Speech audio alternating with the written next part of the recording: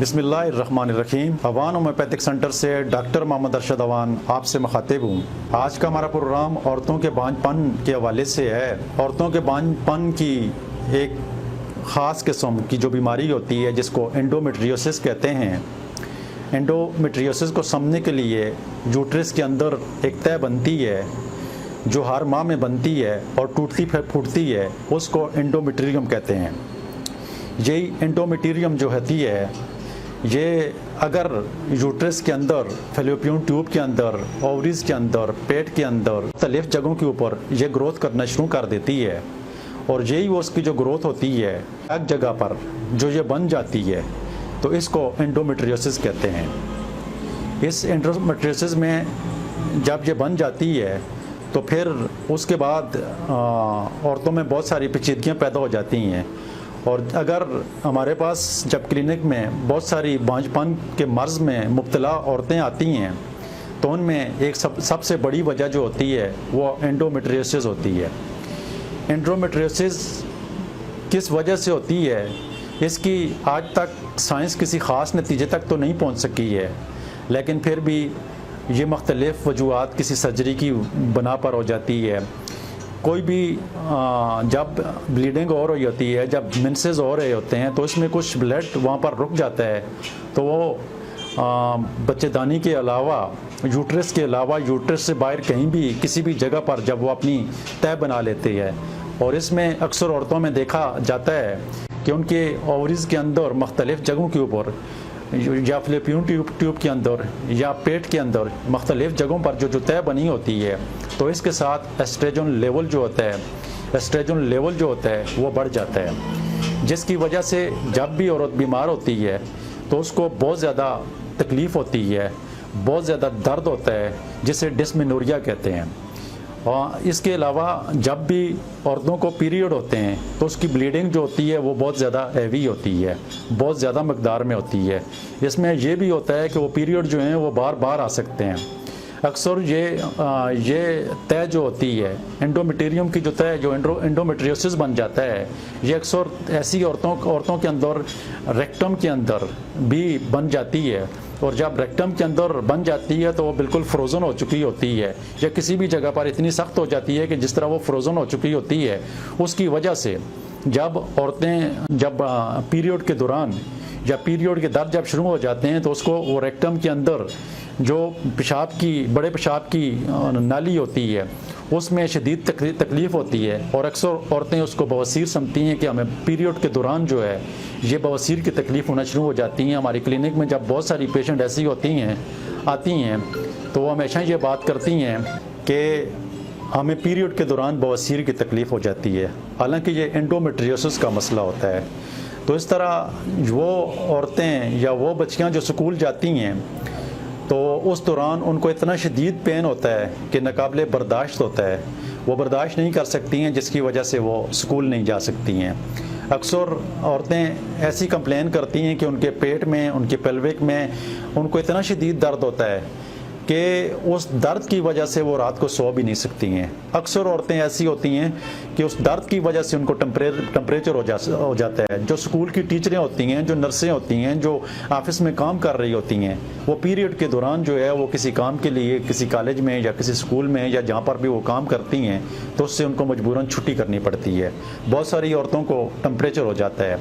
तो यही एंडोमेट्रियोसिस की वजह से ओवरीज के अंदर ये जब फैल जाता है तो फिर उनकी प्रेगनेंसी जो है वो कंसीव नहीं हो सकती है। और इस तरह औरतें जो हैं वो बहुत सारी बांझपन का शिकार होती हैं। इस एंडोमेट्रियोसिस की वजह से फिर उनके बच्चे, उनकी प्रेगनेंसी जो है वो कंसीव नहीं हो सकती है और इस तरह वो बच्चे पैदा करने से महरूम हो जाती हैं और वो सारी ज़िंदगी बांझपन रह जाती हैं।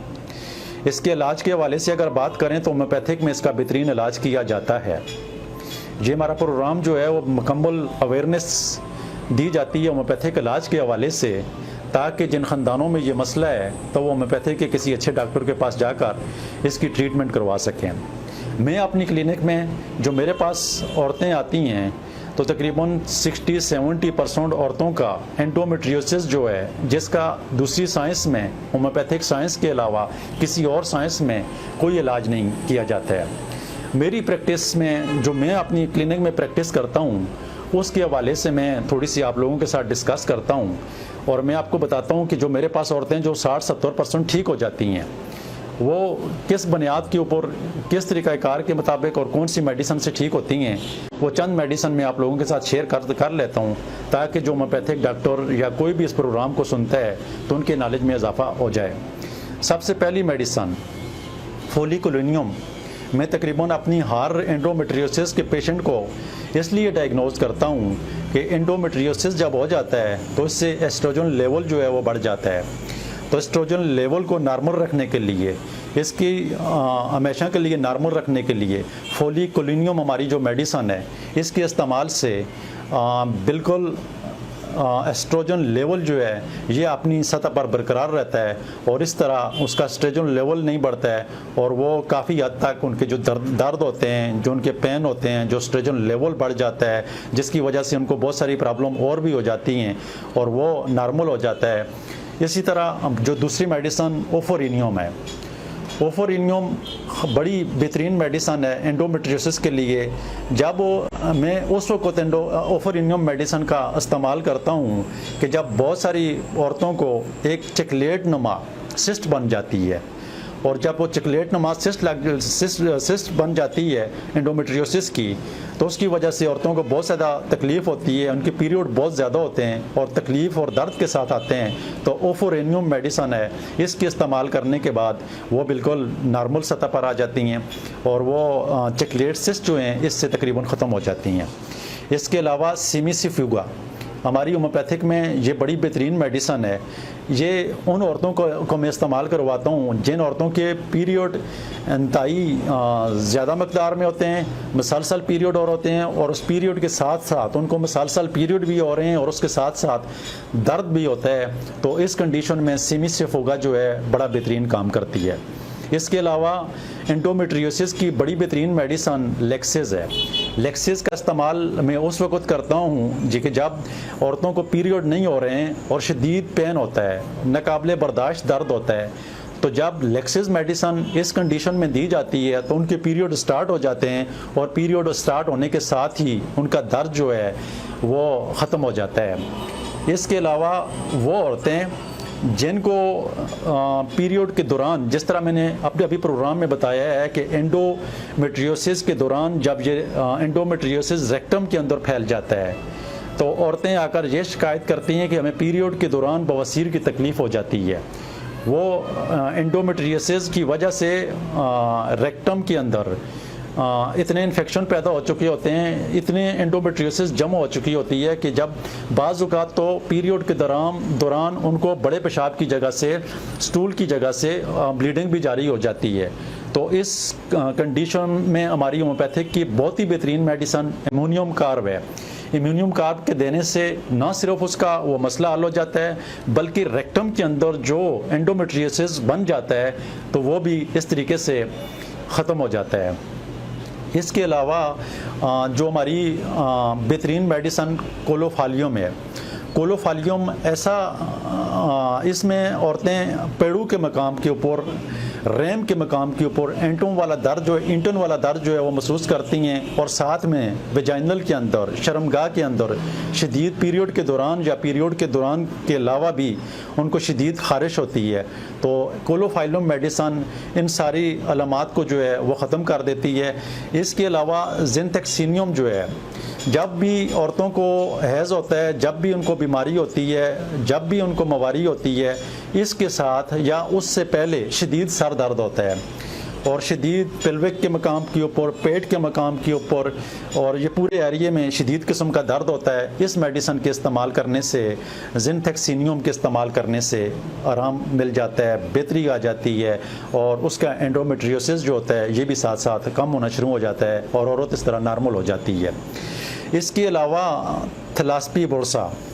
इसमें पीरियड बहुत ज़्यादा मकदार में आ रहे होते हैं, बहुत दर्दों के साथ आते हैं, बहुत तकलीफ़ के साथ आते हैं, औरतों के दर्द नाकाबिले बर्दाश्त हो जाते हैं, पीरियड थमने का नाम नहीं लेते हैं, वो बार बार जो भी कपड़ा अंदर रखती हैं या जो भी पैड रखती हैं